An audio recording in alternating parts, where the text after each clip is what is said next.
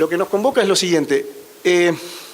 Las formas productivas, socioeconómicas, adoptan tecnologías. Esas tecnologías, como por ejemplo fue el automotor en su momento, el tren, permiten nuevas formas de desplazamiento, nuevas formas de encontrar al otro, de entender al otro y de conquistarlo, desde la conquista de América hasta las diferentes conquistas. Eso es histórico. Solo que cuando esas matrices productivas, por diferentes motivos, van cambiando, entonces también cambia nuestra territorialidad, nuestra forma de comprender al otro y nuestra forma de hacer turismo. Básicamente, el debate conceptual es... No, este es el último, parece, ¿eh? Por eso no. Es el último, es el primero. A ver. Oh, ahí está. Bueno, no importa, empiezo. Básicamente, estamos inmersos en una crisis que es económica, después del efecto jazz, en 2008, es ecológica y es institucional. No solamente el turismo está en crisis, sino casi la mayoría de las instituciones que conocemos están en crisis, de la democracia en adelante. El segundo concepto importante es que el turismo tiene fases. Yo distinguí 4, que es el turismo clásico, o de masas, que va desde 1930 hasta 1970, el turismo sustentable, que va desde 1971 con el famoso informe Brundtland, y hasta... ¿no? ¿Me lo corrieron del lugar de vuelta? No, ahí está, listo. El turismo sustentable, nuevas formas de turismo que van desde 2000 en adelante, y el turismo post-COVID. Esas son las 4 fases que yo, en toda la literatura que leí, que es bastante, hice una clasificación ad hoc, o sea, la hice yo, es individual. Ahí está, tengo unos problemas. Oh. Entonces, como les decía, estamos inmersos en una matriz que es cultural, y esa matriz cultural está sujeta a cambios y a formas de consumo que son también abstractas y descentralizadas. Esta es una teoría de David Harvey que dice que en 1970, que es verdad, hubo un evento muy importante, disruptivo, que es la guerra árabe-israelí, que generó un embargo económico en Occidente como nunca antes. Eso generó una crisis en Estados Unidos conocida como estanflación, mezcla de estancamiento económico con inflación. Y es la primera vez que Occidente se da cuenta que no puede sustentar, no puede garantizar la producción a escala a largo plazo. Y ahí nace, los que vienen del marketing me van a entender, ahí nace la segmentación. La idea de que cada persona es un mundo nace en esa época. ¿Por qué? Porque la matriz productiva de Occidente se tiene que diversificar. Y a la vez que se diversifica, se hace más abstracta. Vamos a poner un ejemplo de esa abstracción. Cuando vamos a Colombia, tomamos café de Colombia. Tomamos tequila de México. Comemos carne de Argentina. En realidad, el producto es el mismo. El signo se lo ponemos nosotros. Lo que estamos consumiendo es una experiencia, que es ipso facto abstracta. Porque el café no es monopolio de los colombianos y porque la carne no es monopolio de los argentinos. Simplemente por eso. Entonces, esa economía de signos se genera una matriz cultural que precede al individuo y le dice qué visitar y qué no. Le dice qué es atractivo y qué no. Le marca por dónde ir, le marca el sendero. Es un libro muy interesante de John Urry y Scott Lash, que es Economías de signos y espacios. Si lo pueden leer, léanlo. Él marca ese camino que a mí me ayudó mucho, sobre todo cuando estuve en Leeds, en Inglaterra. Me ayudó muchísimo a entender por dónde venía la mano. Entonces, también se generan nuevas territorialidades y nuevas formas de comprender al otro. Esto ya lo expliqué como introducción. Vamos al turismo clásico. ¿Qué caracteriza al turismo clásico? Piensen en la economía del turismo de 1930 a 1969 como una economía de escala, donde no se hacía un televisor, se hacían 100 televisores, y que no duraba un año, duraban 100 años. No se hacía un auto, se hacían 100 autos. Ahora se producen 10.000 millones de autos, pero duran un año. ¿No es cierto? Es una economía que trabaja, por eso se llama economía a escala, que trabaja con productos masificados. Y el turismo no era la excepción. La forma de viajar era estandarizada, era masificada y predomina, como ven ahí, el turismo sol y playa. Hay efectos negativos sobre la comunidad, pero que no se los estudia, no les interesa. Me pongo así porque parece que les estoy dando la espalda. Tengo el micrófono acá. No se los estudia, pero hay efectos negativos sobre la comunidad, como ser la aculturación, el efecto de gentrificación, la inflación sobre los locales, ¿no es cierto? Después prima la idea de descanso. O sea, en este tipo de turismo no importaba tanto la experiencia cultural. conocer al otro, sino que había una indiferencia con el otro y la idea de descansar. Este es el turismo de nuestros abuelos, el turismo de playa, el turismo de Mar del Plata, ¿no? Es ese turismo, que todavía se sigue haciendo, no es que desapareció, pero cada vez... Y hay, como les decía, una indiferencia con respecto al otro. Ahí está. Tenemos... Bueno, entonces... Esto ya lo pasamos. Ahí está. Después de ese evento, después de la guerra árabe-israelí y el embargo y la estanflación, viene un segundo proceso que es el turismo sustentable, que va desde 1970 hasta 1999. No es que no se continúe, pero la tendencia ahora, después de ese año, ahora les voy a explicar, pasa por otro lado. ¿Qué caracteriza el turismo sustentable? Ahora van a ver. Bueno, ya les mencioné la guerra árabe-israelí. El lema es haber estado ahí. Si los antecesores de este turismo preferían un momento de relax y descanso, para el turismo sustentable no hay indiferencia o apatía con el otro, sino que hay un interés por el otro. Y lo importante es haber estado ahí. Y venir y contarlo, volver a casa y contarlo. Este ya es el turismo de nuestros padres, y hasta el nuestro de cuando éramos jóvenes. Se planifica para reducir, como el otro es algo registrado, ya se planifica para reducir las consecuencias negativas del turismo en estos estados, y se introduce la planificación vertical, que es la planificación de los 70. Es Miguel Ángel Acerenza, Bullón, todo lo que estudiamos cuando éramos jóvenes, esa concepción, ¿no? Nace en este proceso. Y en todo el mundo, esto es mundial, se promueve la idea de una museificación o la idea de visitar los museos como experiencia cultural. Ahí sí nace la idea de tener una experiencia cultural. Ya turismo es sinónimo de experiencia cultural. Pero claro, turismo sustentable. Después de esta, yo voy pasando, viene un evento fundacional que es el atentado a las Torres Gemelas en 2001, que cambia el paradigma no solo en los estudios turísticos, sino que en la forma de viajar en el mundo. O sea, introduce nuevos protocolos de seguridad totalmente diferentes y genera nuevas formas de turismo mucho más abstractas, en donde ya se cuestiona la idea misma del viaje. O sea, si nosotros estudiamos el turismo como un fenómeno en el cual necesitamos un desplazamiento físico, para esta clase de turismo ya no es necesario, porque se apoyan las nuevas tecnologías, inteligencia artificial, creación de mundos, big data. Ya no hace falta viajar para tener la experiencia. Y también tiene cosas positivas, como por ejemplo, ya el lema es vivir como el nativo. Esto aplica desde el turismo oscuro hasta el turismo creativo.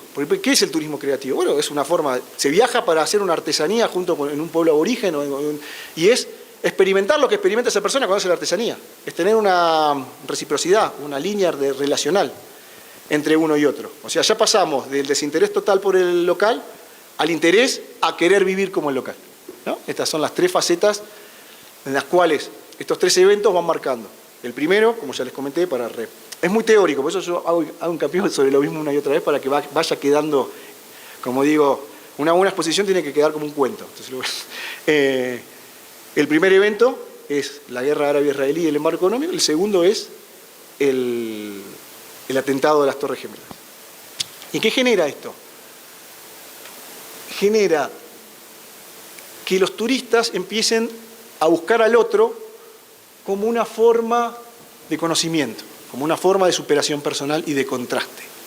Cuando los turistas visitan espacios de turismo oscuro, están haciendo una doble reflexión, una que es política y otra que es fenomenal o fenomenológica. La fenomenológica es turismo oscuro, por ejemplo, se pueden visitar lugares de conflicto o lugares de muerte o desastre natural.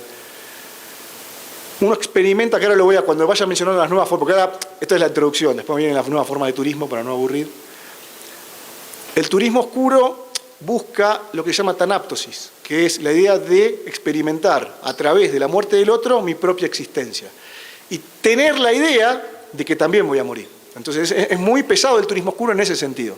Y a la vez es ideológico y político porque por lo general estos segmentos son jóvenes europeos y estadounidenses de clase media con estudios, educated, como dicen ellos.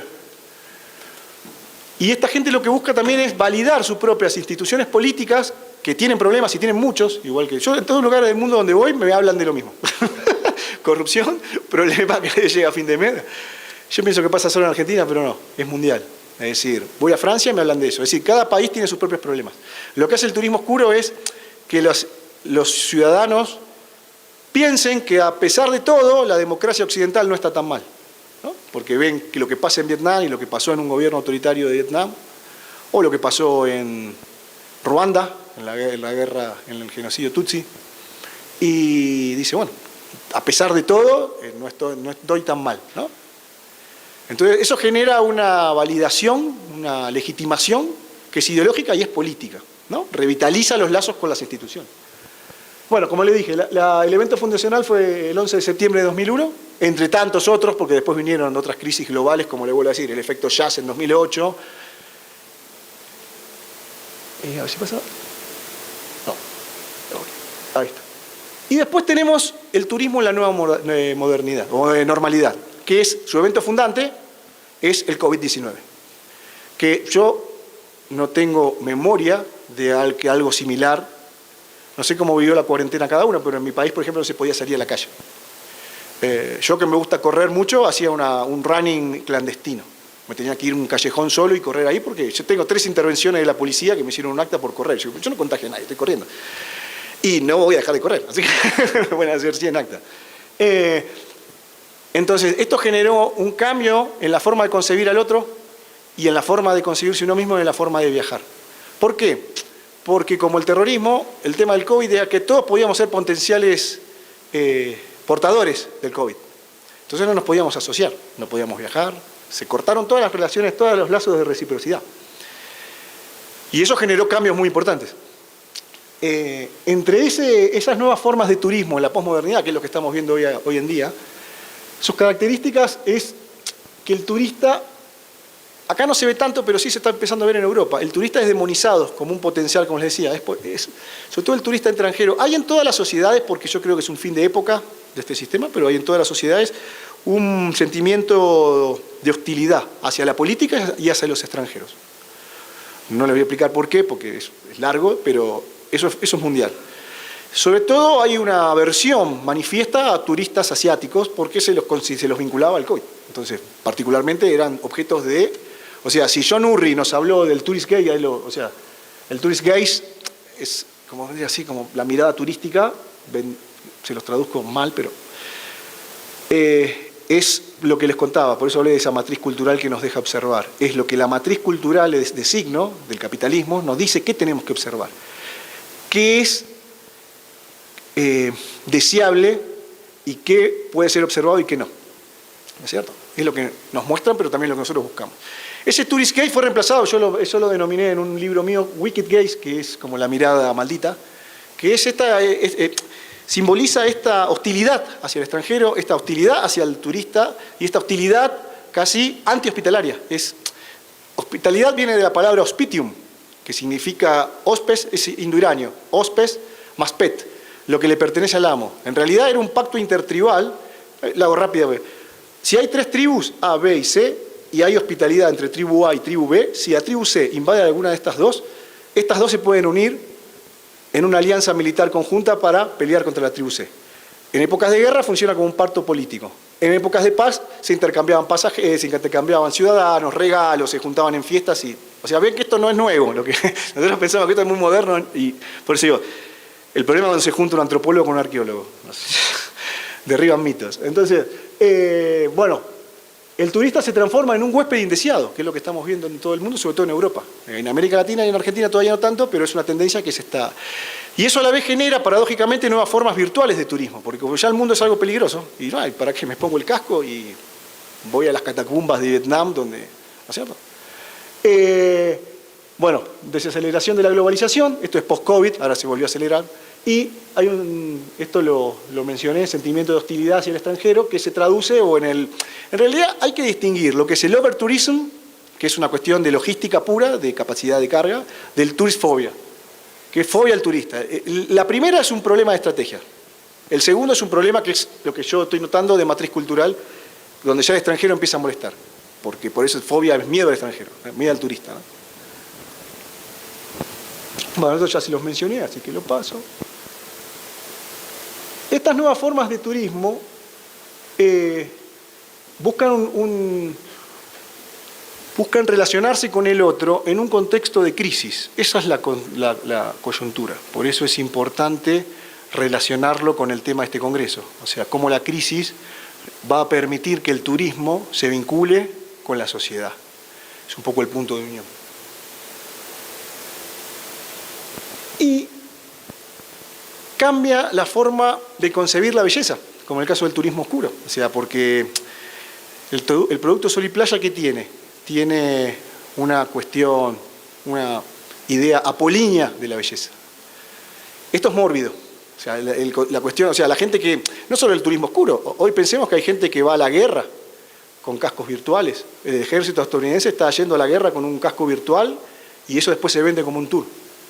Hay gente que no, va físicamente a la guerra, a zonas de conflicto.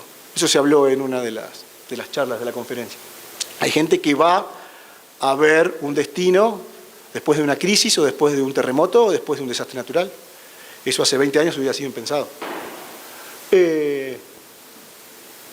Y, muy importante también, se parte de la idea de que ya la idea de precaución no es necesaria.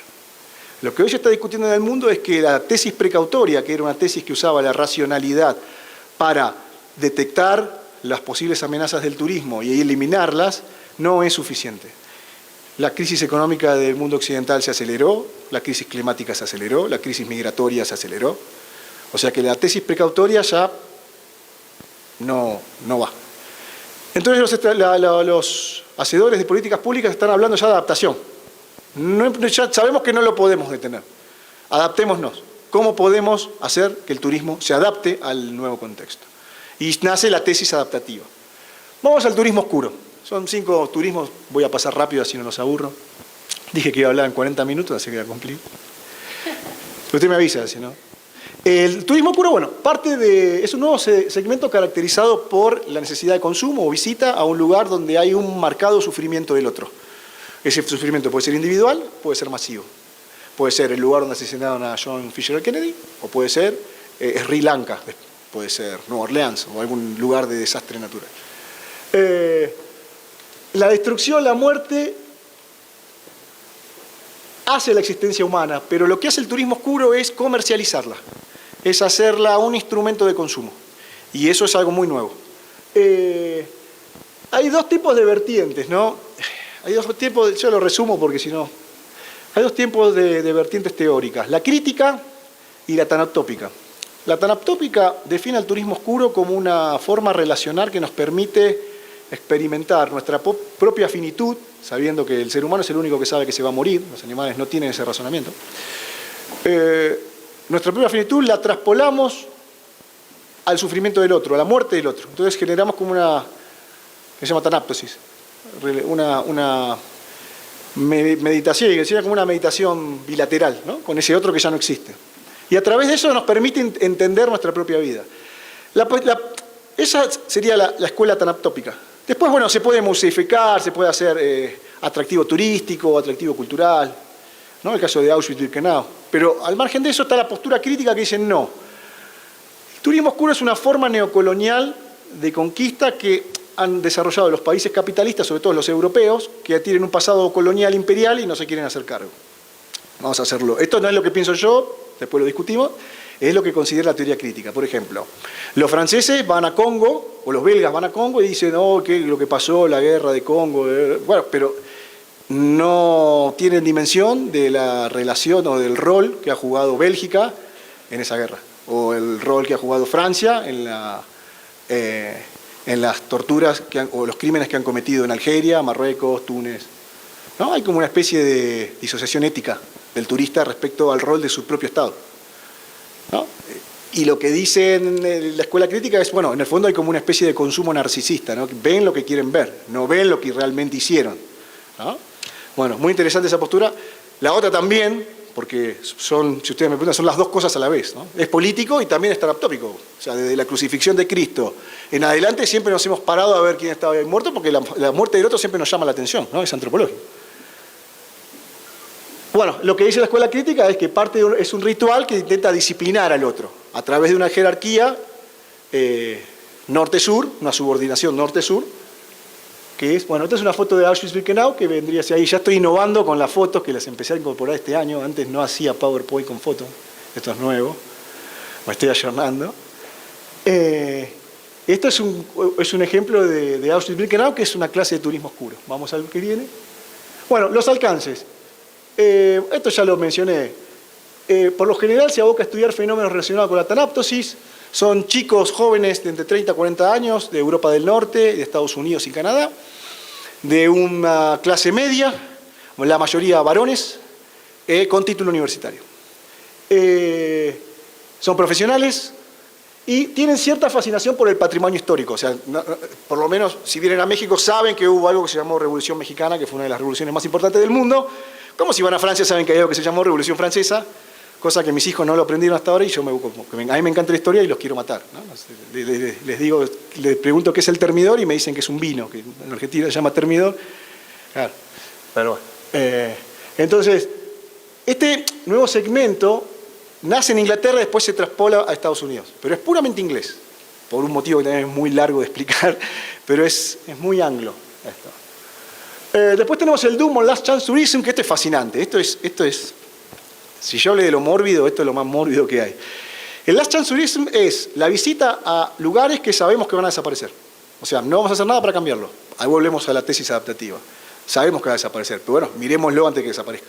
Es caso, el polo ártico. El ejemplo más claro de turismo de Last Chance Tourism es algunas tribus aborígenes en Estados Unidos o Asia, que están por desaparecer, y el Ártico. El Ártico se está derritiendo y saben que en 20 años es posible que ya no haya más Ártico, lo cual es un desastre. Entonces ya se organizan cruceros con gente que paga mucho, mucho dinero para ver el Ártico por última vez. Polémico, ¿no? Como menos. Se orienta a un nuevo segmento de turistas que visita culturas en vías de extinción, ya sea por irregularidad, explotación de sus recursos o el tema que sea.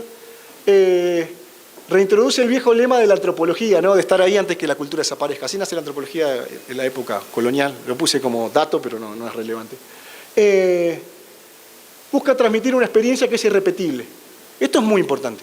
Hay un libro que se llama Los Nuevos Lujos, de Ibn Lashaud, que me gusta mucho, que él dice, el nuevo lujo es aquella experiencia, primero que es experiencial. Es esa experiencia que no la podés comunicar. ¿Nunca escucharon a algún familiar que dice, oh, estuve en Zacatecas? ¿Y cómo te fue? Bueno, podés contar cómo te fue en Zacatecas, ¿no? Si hablas el mismo idioma. No te puedo contar, tenés que estar ahí. Estas nuevas formas de vivencia son únicas y no se pueden transmitir. No se puede, o sea, ahí está de vuelta la ruptura con la socialización. O sea, la tenés que hacer. No hablo solo de viajar a Zacatecas. Son formas de turismo muy excéntricas. Por ejemplo, un safari, por ejemplo, manejar una limusina en Miami. Son ese tipo de experiencias que, verdad, no sé cómo sería manejar una limusina en Miami. Nunca se me ocurriría. Hay gente que paga por eso. Bueno, Michaud dice, estos son los nuevos lujos. Estos nuevos lujos se vinculan al turismo y al ocio, ¿no? Hace 20 años un magnate se compraba un Rolex de oro y brillantes y otra piedra preciosa también. Hoy en día ese magnate va de safari a África a matar jabalíes, ¿no? Rinocerontes. Polémico. Nace como opción al cambio climático y a la crisis ecológica. Eso está claro. O sea ya está. Los teóricos del capitalismo ya asumen que no se puede cambiar esto. Ahí está, esta es la visita al Ártico, ¿no? ¿Ven? La gente paseando ahí, viendo el Ártico, es buenísimo. Si se lo cuenta mi mamá, no lo va a entender. Después tenemos, este también es muy turismo ranchada, o slum tourism. Slum en inglés es como sería una villa miseria en Argentina, son lugares de pobreza extrema. Caso Sudáfrica, caso Río de Janeiro. Hay más casos también. En la India es la vanguardia del slum tourism. Porque hay una pobreza ya. La India es una de las 10 economías más importantes del planeta, pero hay una cuestión ya cultural con el tema de la pobreza. Entonces, en lo que consiste es la visita a lugares de extrema pobreza, para ver cómo viven, qué comen, qué hacen, qué no hacen. Tiene una parte positiva y una parte negativa. Despierta ciertos lazos de solidaridad, pero a la vez genera algo que Bianca Freire Medeiros considera el commodity de la pobreza, ¿no?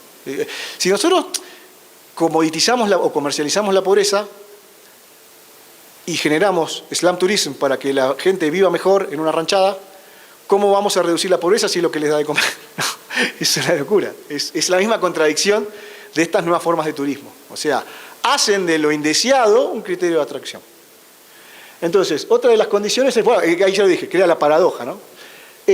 Los destinos más comunes ya los mencioné, genera un efecto de empatía y ayuda, indefectiblemente ayuda a la comunidad local. O sea, Rosiña, que es el mejor ejemplo de esta clase de turismo, si uno habla con los residentes, los que habitan ahí, están agradecidos de esta clase de turismo. No lo ven como algo malo.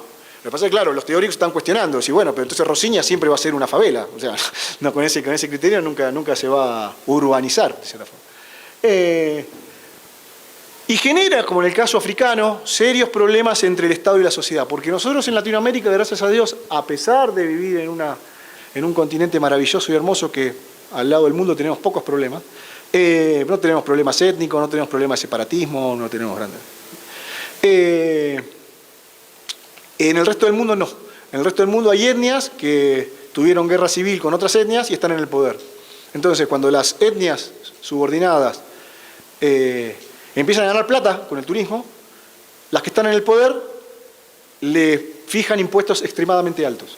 Y eso genera no solamente una reavivación del conflicto, sino incluso matanzas étnicas, problemas. El turismo en África ha generado guerras civiles, ¿no? Hay un libro al que le interesa, ese libro de los Komarov, Jan y John Komarov, que se llama Heritage Inc. Se traduce como Patrimonio S.A. o algo así.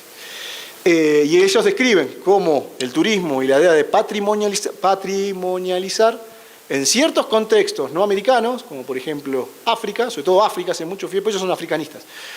África ha generado guerras civiles y ha generado grandes conflictos entre el Estado y los pobladores locales.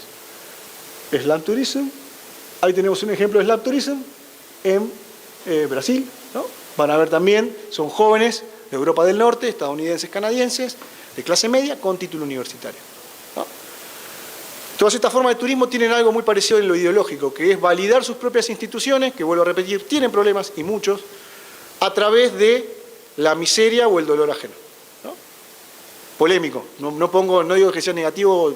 Yo, en esta clase cuando escribía libros sobre estos son mis últimos 4 libros, tratan sobre esta evolución del turismo, ¿no? Intenté desprenderme de toda categoría ética o de toda categoría de valoración para dar un análisis objetivo, lo más objetivo que se pueda. Me aceptaron los libros, ya están publicados, así que imagino el olor. Entonces, van a ver los detractores de esta clase de turismo y van a ver los exégetas o amantes que dicen, no, pero esto es positivo porque que la gente vaya al Ártico, no sé, es positivo. Después tenemos el turismo de conflicto o guerra. Esto también es fascinante. Se llama post-conflict o post-conflict tourism. El que lo trabaja muy bien, yo participé en esos libros, es Richard Butler. Él es como el máximo exponente. Y esta clase de turismo lo que hace es generar una atractividad sobre el conflicto mismo. Entonces la gente va a la zona de conflicto. Si hay gente que está viajando, hay gente que quiso viajar a China cuando fue el COVID, en plena pandemia, a Wuhan, para ver de dónde había nacido todo. Hay gente que está viajando ahora a Ucrania para experimentar la guerra, la invasión rusa. Hay gente que está viajando ahora a Gaza para ver qué está pasando. Y vos decís, no, pero están locos. No, es su forma de vivir el turismo. Por eso empecé la charla hablando de que no hay una forma de turismo y el turismo es mucho más que el turismo moderno. Es esta idea de ritual liminal o ritual de pasaje que nos permite vivir y coexistir en la cultura. Bueno, el war tourism o post-conflict tourism es la denominación que se le da, pero tiene varias aristas. Y acá también se usa mucho la tecnología digital, porque a través de la tecnología digital yo incluso puedo experimentar lo que experimenta un soldado estadounidense en Afganistán en el momento que está luchando contra los talibanes, sin irme a Afganistán y exponerme a las balas de los talibanes, ¿no? Da seguridad y atractividad. De vuelta, son varones anglos, jóvenes, con título universitario, y se intenta comprender el sufrimiento humano a través de lo que los especialistas llaman goce vicario, ¿no? O es esta idea de tanaptosis, o reflexibilidad con el otro. Este es un ejemplo de War Tourism, ¿no? Esto es en Israel, ¿sí Israel o Gaza? Me parece que es turismo en Gaza, ¿no? Están los tanques, están en plena guerra y los tipos sacando fotos, buenísimo. Es súper relajado. Hay posiciones académicas. Yo las adelanté, pero acá lo dejé para el final porque siempre me gusta dar vuelta a todos los PowerPoint. Por eso mi mujer me reta y dice, no, che, es PowerPoint, terminás hablando cualquier cosa. La tanaptópica, que nos dice que hay nuevas formas de turismo, son parte de un gusto mórbido orientado a tomar conciencia propia de la vida a través del sufrimiento del otro. Y la parte crítica, como les dije, que es una forma de neocolonialismo en el cual, o narcisismo, el turista recuerda cuán especial es. Ese es el problema. Por eso lo titulan como narcisista. ¿Por qué? Ya había estudiado George Herbert Mead que en el fondo cuando otro se muere nos alegra porque la muerte sabemos que nos va a tocar, pero no nos tocó hoy, nos va a tocar mañana. Como es la sociedad capitalista, es una sociedad que niega la muerte, como dijo Philip Ariès, es una sociedad que tiene un problema con la muerte porque quiere vivir por siempre, la muerte del otro nos recuerda que nosotros en realidad seguimos vivos. Y en realidad seguimos vivos no porque, por lo que sea, sino porque somos especiales. Y somos especiales porque somos buenos, y somos buenos porque somos superiores. Un poco ese es el concepto de la escuela crítica. No digo nada a favor ni en contra, pero es el concepto. Entonces lo toman como un goce vicario o consumo narcisista. Ese puede ser el concepto narcisista. O si no, bueno, lo que le expliqué de las nuevas formas de colonización, esto ya lo mencioné. Son también de bajo presupuesto, eso es muy importante. O sea, hay países en vías de desarrollo que están devastados por una guerra y esto no exige una gran infraestructura turística.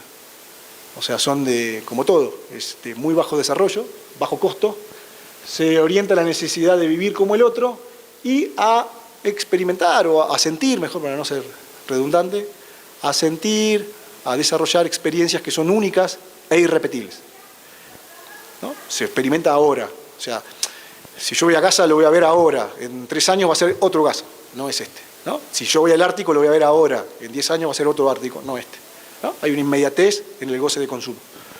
Y después, estas nuevas formas de turismo, que su punto de inflexión, o como decía Nietzsche, forclusión, es el COVID-19, lo que genera es que se desdibuje el rol entre huésped y anfitrión. Hoy el huésped es anfitrión y el anfitrión es huésped. Y lo vemos, por ejemplo, en el caso del overtourism con el couchsurfing y un montón de plataformas en donde hay una lista, jóvenes también, jóvenes, se anotan ahí y me voy a Bélgica, hay quien está en Bélgica, voy ahí, ¿me alojás? Sí, claro, gratis, pum, pum, pum. Eso generó 2 problemas. Masificación de los destinos, porque no tengo costo de alojamiento, los estados no pudieron regular eso, y a la vez una red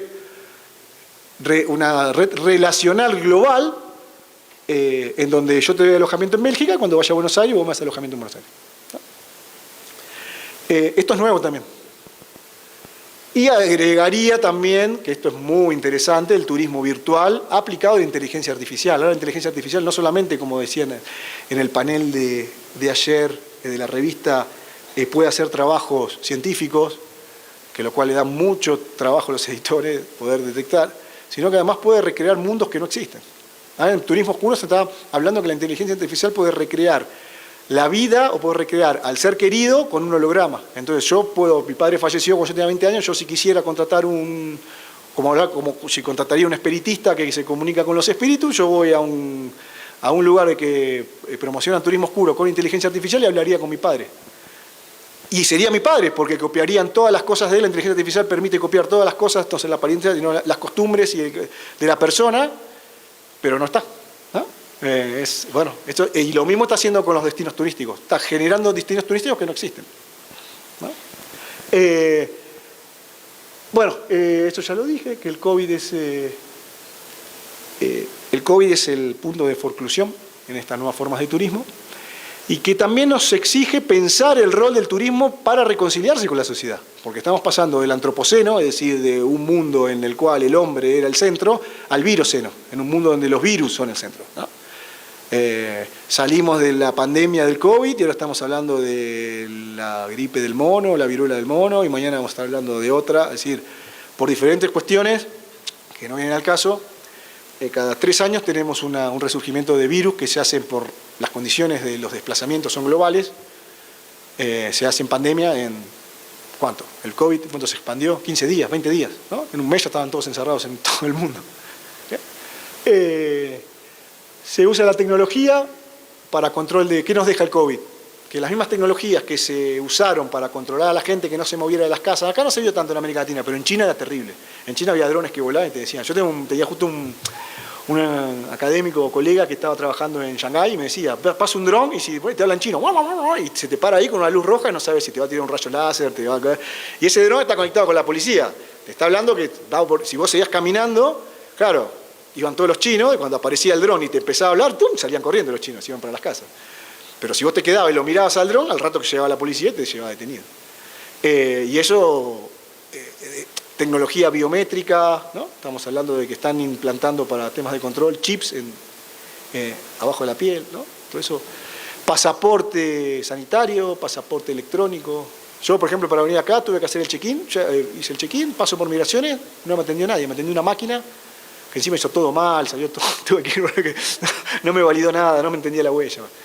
Pero ya te atiende la máquina, ese es el oficial de migraciones, te escanea el pasaporte, te mira la huella biométrica, el iris del ojo, pasás. En Argentina está pasando eso, esto se lo debemos al COVID, ¿no? Entonces hay una nueva forma de turismo centralizada, monopolizada por la tecnología digital. Eso. Bueno, lo que les dije, es un turismo, estas nuevas formas de turismo se desarrollan en un mundo que está plagado de tensiones geopolíticas y rupturas, ¿no? Caso Ucrania, caso Gaza, y van a seguir apareciendo, ¿no? Van a seguir apareciendo puntos de conflicto en todo el mundo. Y estas tendencias se caracterizan también por un marcado rechazo de los locales hacia los extranjeros, sobre todo si son asiáticos. Y ahí ya terminamos con las conclusiones. Dije que iba a ser breve, llegué, ¿no? Más o menos. Las conclusiones, bueno, el turismo, por desgracia, atraviesa globalmente una crisis. Y esa crisis nos hace pensar su rol en la sociedad. ¿De qué manera? Acá tenemos detractores y exégetas. Están los que dicen que el turismo está por desaparecer y están los que dicen que el turismo está lejos de desaparecer. Yo no estoy en ninguna posición. El turismo, como les comenté, el turismo existe desde que existimos, por lo menos desde que somos una sociedad sedentaria. Ustedes imagínense esto. Como especie, nuestra especie es el Homo sapiens sapiens. Viene del Homo sapiens idaltu. Como especie tenemos 40 millones de años. ¡Wow! Es mucho tiempo. El capitalismo debe tener 300 años. No es nada. Como especie, hacemos esto por lo menos desde que somos una sociedad sedentaria. Desde que dejamos de ser nómades. Pónganle hace 12.000 años, ¿no? 10.000, 12.000 antes de Cristo. Ahí más o menos nos asentamos. Bueno, desde ese momento nos desplazamos para recrearnos.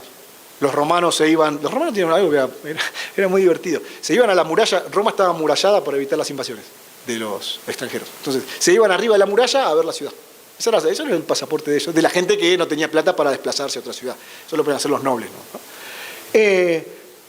Se ha alterado el viejo concepto del paisaje, la belleza y las formas de hacer turismo. Ya no necesitamos movernos físicamente para hacer turismo, ¿no? Sino que ahora con todos estos dispositivos hacemos turismo virtual sin necesidad de mover. Hay agotamiento de los recursos, hay tensión ambiental que simboliza un agotamiento en los recursos naturales y también económicos, porque no es que la economía está separada de la naturaleza. La economía es parte, la naturaleza es parte de la economía es parte de la naturaleza, ¿no? Son productos de corte abstractos, enraizados en el poder del signo, eso ya lo mencioné, Surri. Y también lo positivo es que buscan posturas sustentables que lleven al turismo a reconciliarse con la sociedad. Y eso aplica para cualquier país, desde Argentina, México, Bangladesh. El turismo hoy está siendo visto como un instrumento de adaptación ante el desastre o la crisis que es inminente. Básicamente esa fue mi exposición. Bueno, también están los que lo critican eso. Dicen, bueno, con eso ya terminé. Esa fue básicamente la idea que me convoca y que quería compartir con ustedes de describirles la evolución del turismo y que el turismo no es algo estático. Está cambiando, ha cambiado, cambió y está cambiando. Nosotros lo que tenemos que hacer es generar políticas públicas que nos permitan adaptarnos para generar un consenso, una reconciliación del turismo con la... En una de las entrevistas que me dieron del canal de esta universidad, me explicaban qué pensaba sobre la violencia en México y le contesté México, la violencia en algún momento va a ceder, porque cede, porque es humana, es como la guerra y la paz, o sea, son cíclicas. Nadie está en paz absoluta todo el tiempo, nadie está en guerra absoluta todo el tiempo, no le conviene a nadie. Entonces, en algún momento el conflicto de México va a bajar, a mermar, y cuando eso pase, los lugares que hoy son calientes van a ser lugares de turismo oscuro, como está pasando ahora con Colombia. Colombia está explotando el turismo oscuro, creo que es el segundo, o sea, Medellín, van a ver la casa de Pablo Escobar. Es así, van millones de personas, ya se hizo algo masivo, van a ver la casa de Pablo Escobar. Y con México va a pasar igual, o sea, esto, ¿por qué? Porque no hay nada que afecte el turismo, porque es humano. No lo afectó el COVID, no lo va a afectar nada. O sea, la gente se iba de vacaciones en la Segunda Guerra Mundial. El tema es que a veces nuestros paradigmas conceptuales y teóricos, sobre todo los universitarios, tienden a fijarnos estereotipos que como académicos tenemos que romper. Y un poco buena fue la idea de traerles esta charla, espero que les haya gustado, no se hayan aburrido y no haber hecho muchos chistes malos, como mi mujer no la traigo porque ya está ahí, con cara diciendo, ya está haciendo payasada. Entonces, payasadas son como chistes malos en Argentina. Entonces, un poco es a ver si generar un punto de debate en este concepto que a ustedes les sirva para trabajar sus próximos temas. Y bueno, si no están de acuerdo, no me lo digan. No, puede pasar. Muchas gracias, doctor. Pues vamos a pasar a la sesión de preguntas. Tenemos unos minutos para que el doctor pueda contestar algunas de sus preguntas. ¿Quién dijo yo? Levanten la mano. Sí.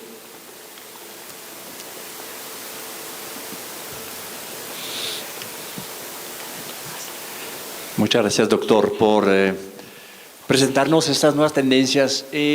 Hablando de las posturas sustentables del turismo como herramienta de reconciliación con la sociedad, me sorprende que no haya hablado del turismo regenerativo como un modelo que se presenta como un modelo de superación de la sustentabilidad, ya que está demostrando sus límites. Ya no vamos a alcanzar los objetivos 2030 que nos presentaron en las Naciones Unidas.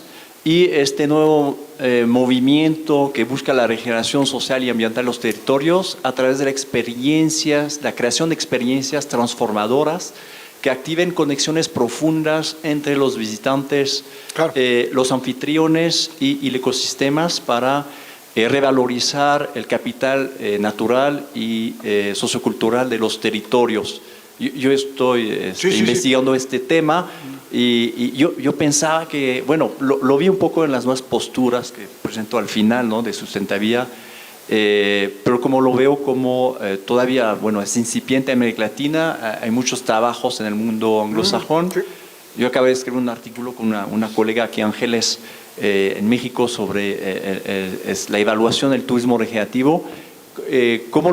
Si lo he escuchado hablar, piensa que es un nuevo modelo que permitiera esta reconciliación de los visitantes con los destinos a través de una nueva visión, ¿no?, de contemplar como este poder transformador el turismo, porque las tendencias que nos presenta son un poco son las mórbidas, sí. Mórbidas, ándale, iba a utilizar esta palabra. Entonces, pues hay que darle esperanza al turismo. No, claro, no, es que la esperanza sí, o sea, después si no la charla sí va a ser muy larga. Estas nuevas formas de turismo no se limitan a la parte mórbida del turismo. Por eso yo mencioné turismo creativo, turismo de bienestar, wellbeing tourism, turismo regenerativo, ¿no? O sea, los nuevos turismos sustentables, el smart tourism, que también es otra tendencia, que es utilizar la inteligencia artificial para resolver los problemas de la saturación en la capacidad de carga de los destinos.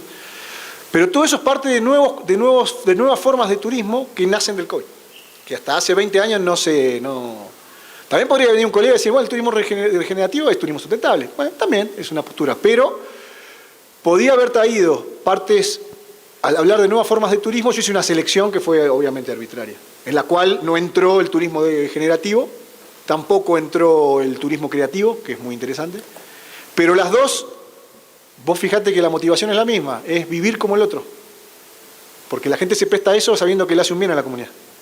Si no, no lo hace, ¿no? Es como el turismo creativo. Pero sí, yo coincido contigo que es muy extenso. La idea fue mostrarles la tendencia para un debate que va a continuar. Pero si ustedes lo ven en todas las nuevas formas de turismo, se empieza a repetir estos patrones, menos el tema de la belleza apolínea o el tema de lo mórbido.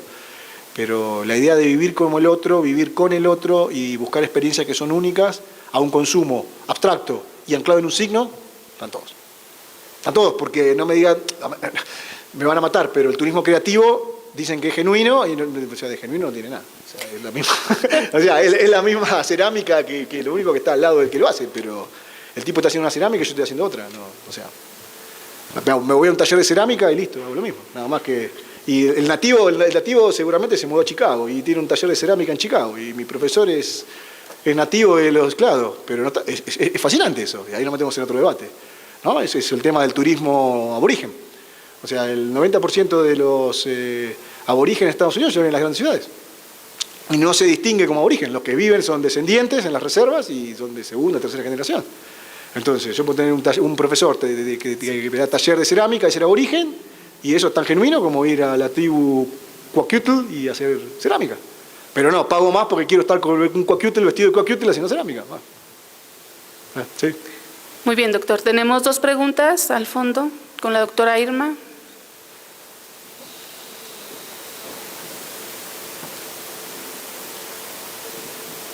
Muchas gracias. Muchas felicidades, la conferencia muy interesante. La pregunta concreta, desde que yo llegué al turismo a estudiarlo, nunca estuve de acuerdo en esa perspectiva cuantitativa solamente para él.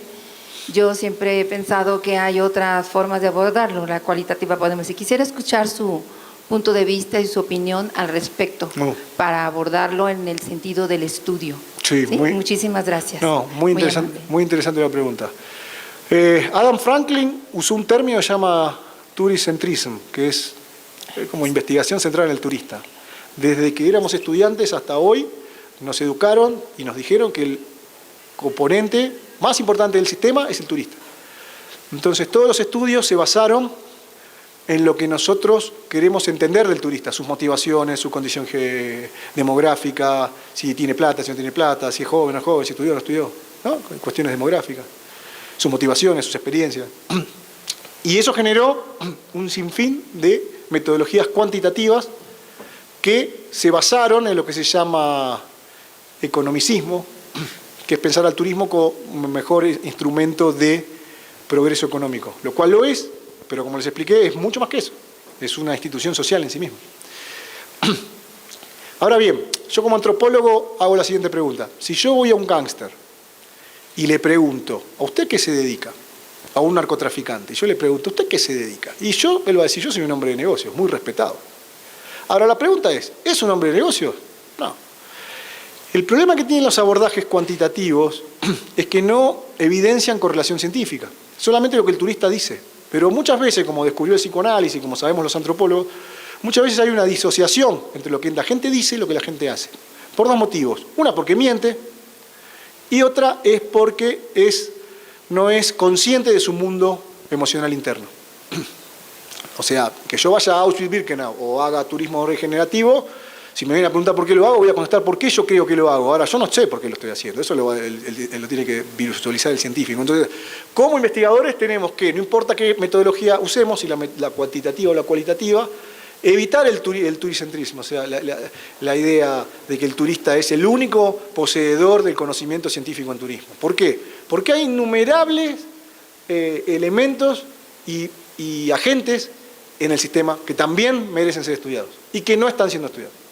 Por ejemplo, yo lo estudié, la relación entre seguridad, o sea, en seguridad turística se habla mucho de la seguridad del turista, bla, bla, la planificación, bla, bla, pero nadie se tomó el trabajo de darse cuenta que en todo el mundo la gente de seguridad privada está muy mal paga y la mayoría tiene problemas de consumo o abuso de alcohol y consumo de drogas. Y eso genera la base para ser sumamente sobornables en el caso de un ataque terrorista, que es lo que pasó en Inglaterra en el Manchester Arena, ¿no? Liberaron la zona porque les pagaron para que liberaran la zona.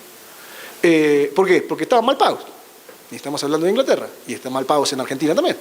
Entonces, bueno, ese tema nadie lo investigó. O sea, ¿por qué? Claro, porque nadie considera que el agente de seguridad, que no es policía, ¿no? Excluyendo policías, que es otro tema, o militares, el personal de seguridad en eventos deportivos o en eventos turísticos también es un elemento del sistema, que también merece estudiar. ¿Cómo se tengo miles? conserjes de hoteles, investigaciones, ¿no? Ahora se está abordando un poco más porque como se está peleando mucho con la inteligencia artificial, como la inteligencia artificial está desplazando a las personas.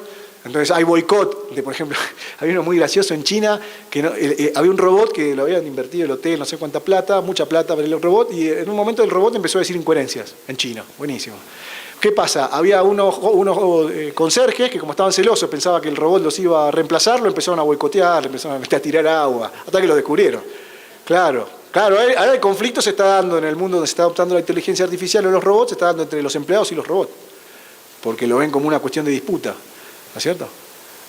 Pero por eso, esos temas son muy poco abordados, y es lo que dice usted. O sea, necesitamos salir del paradigma dominante en la investigación turística y usar... Yo hace poco saqué un artículo en Current Issues in Tourism, que es una de las revistas más importantes para mí de estudio del turismo, porque es crítica respecto a...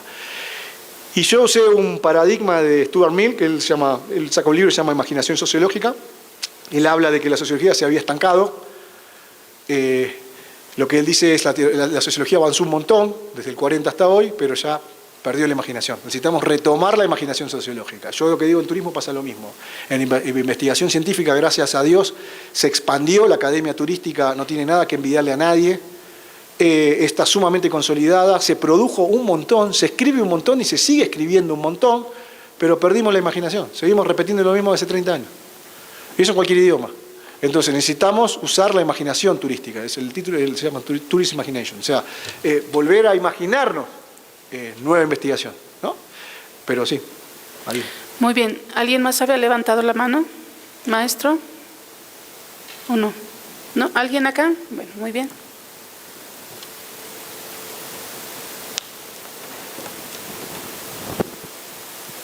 Hola, buenas tardes. Primero que nada, muy agradecida por el conocimiento que nos comparte.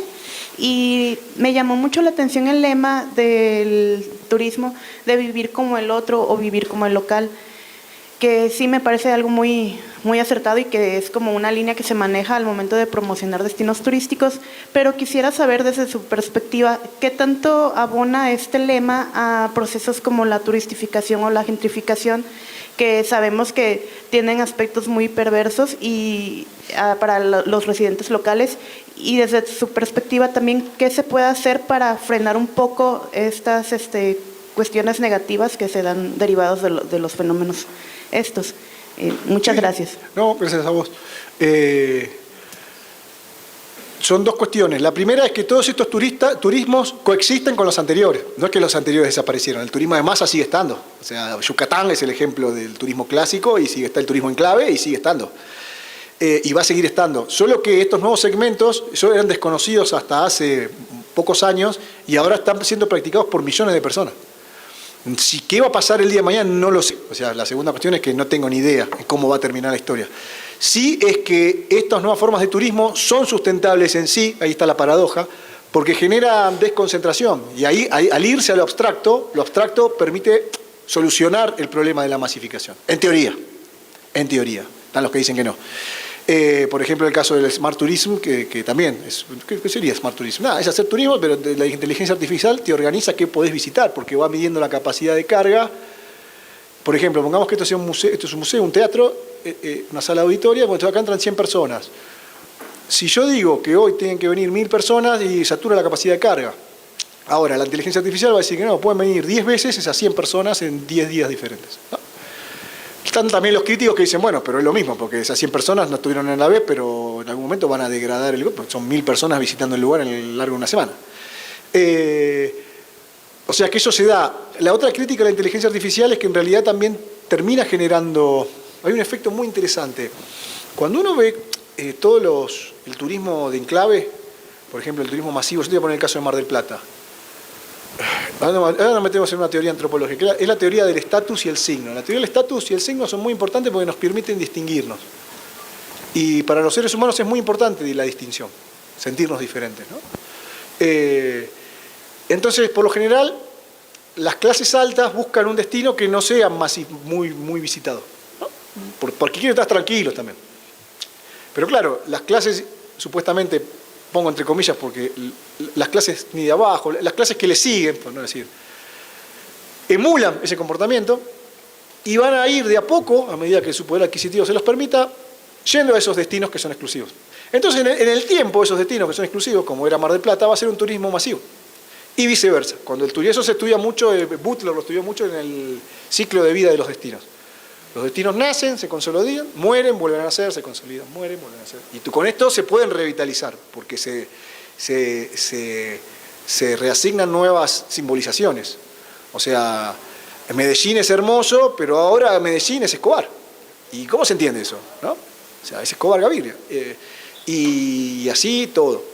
Entonces, yo veo la respuesta a tu pregunta, la veo por ese lado. O sea, la evolución del turismo nos marca que es humano, es indetenible, sí va mutando, y el producto turístico tiene esto que digo, nacimiento, maduración y muerte para un nuevo nacimiento, maduración y muerte. Y se basa en eso, en la emulación y la necesidad de consumo de signos que nos permita distinguirnos. Por eso, a la larga, es también la crítica a la inteligencia artificial. Pues si, bueno, el Smart Tourism, bárbaro, listo, vienen 10 personas. Pero después van a venir las 1000, porque no lo vas a poder tener. Entonces, esto que empezó siendo algo para pocos, en algún momento va a ser algo masivo. ¿No? Hay crónicas muy interesantes respecto a lo que era Alejandría para los romanos. Y se quejaban de eso. Los egipcios de Alejandría quedaba así en Egipto. Y era un lugar que al principio empezó siendo exclusivo porque aparte había quiromancia, te tiraban las cartas, supuestamente los romanos eran muy supersticiosos. Entonces la gente empezó a viajar, la gente de plata, los políticos, para que... Llegó un momento que la cantidad de romanos sea tan grande que se estimaba que había 500.000 por temporada en Alejandría. Y hay cartas de que los egipcios se quejan de que, uy, estos tipos, vienen los romanos otra vez. ¿No? O sea, lo cambiaron, por eso te digo, el problema acá es cuando se junta un arqueólogo con un antropólogo. Así, entonces va por ese lado, yo lo veo por ese lado. Muy bien, ¿tenemos una más? Adelante. Sí. Muchas gracias, Maximiliano. Felicidades por la conferencia. No, usted. No había escuchado nada de eso, o sea, estoy así como espantada de todo lo que hay en ese sentido. Vengo del Colegio de Veracruz, aquí en México, y tengo una pregunta. Has dicho al final, se requieren políticas públicas colaborativas con el sector privado. Sí. Mi pregunta va en ese sentido.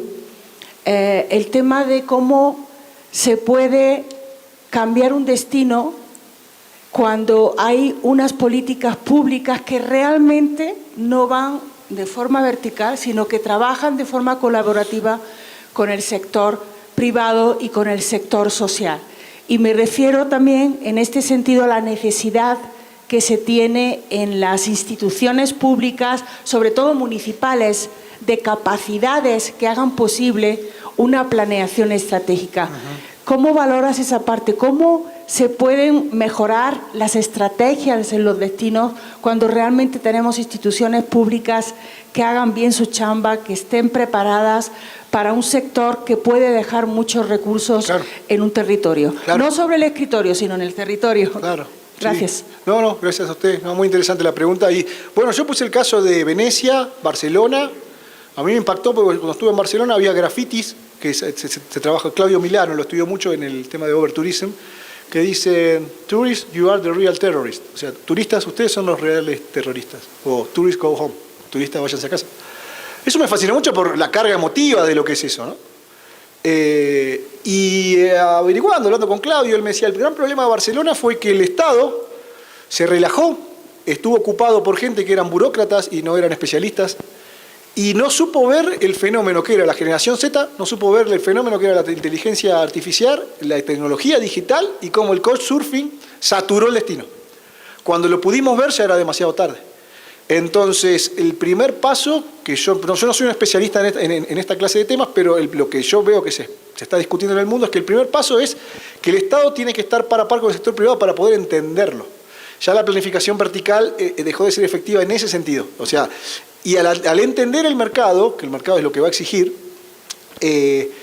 no entender el mercado como el mercado formal, que es lo que le pasó a las autoridades catalanas. ¿Entendieron? Claro, bueno, nos reunimos con los tour operadores y los tour operadores nos dicen que, bueno, sí, que el turismo vuela, pero claro, no se tomaron el trabajo de analizar que se les estaba saturando el destino por la tecnología digital, que era algo muy de esa generación Z, que es muy independiente, es muy autónoma, no le interesan las normas, no le interesan las reglas, y le interesa más lo solidario y lo recíproco. Entonces, nada, se anotaban para una experiencia en el mar Egeo y reservaban con alguien de Couchsurfing, y esa gente los recibía ahí, y nada, decir a 1, 1000, 3000, como se publicaban en Instagram, se hablaba, no, yo no pago más hotel, yo hago esto, la paso bárbaro.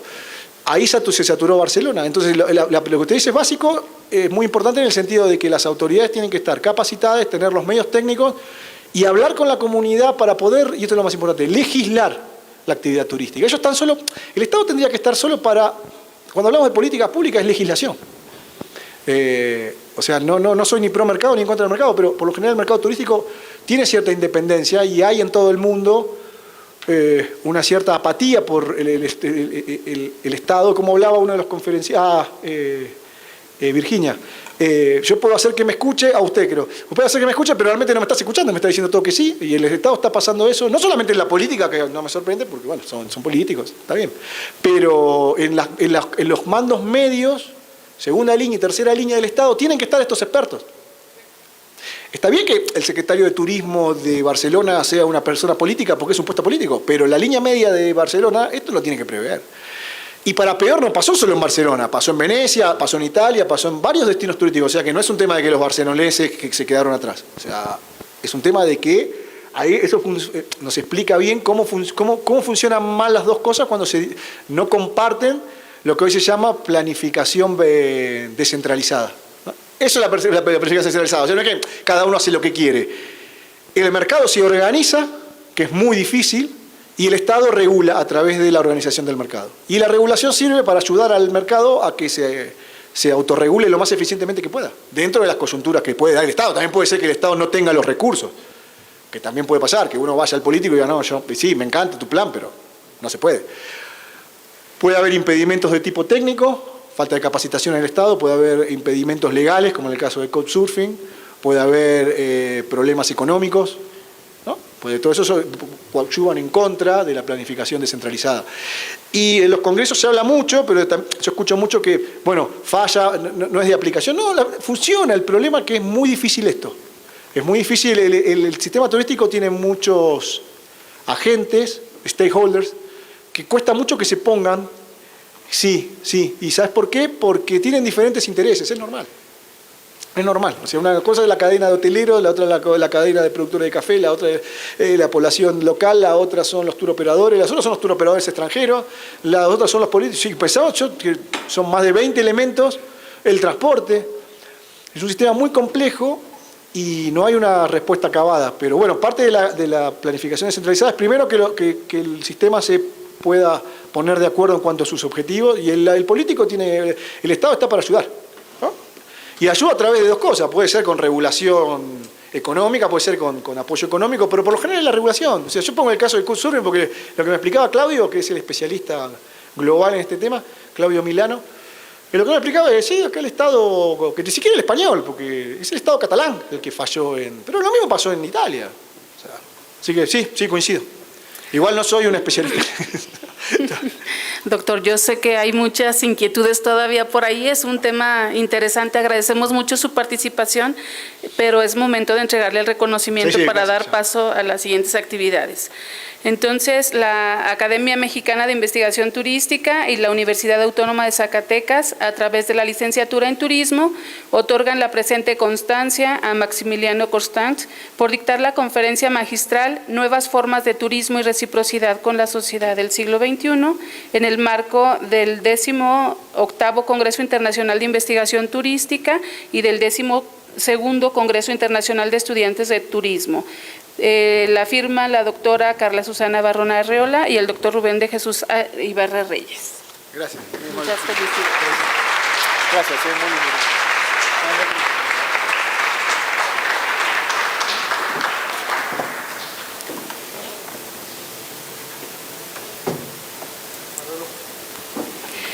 Les pedimos que permanezcan en sus lugares para dar paso a la ceremonia de clausura.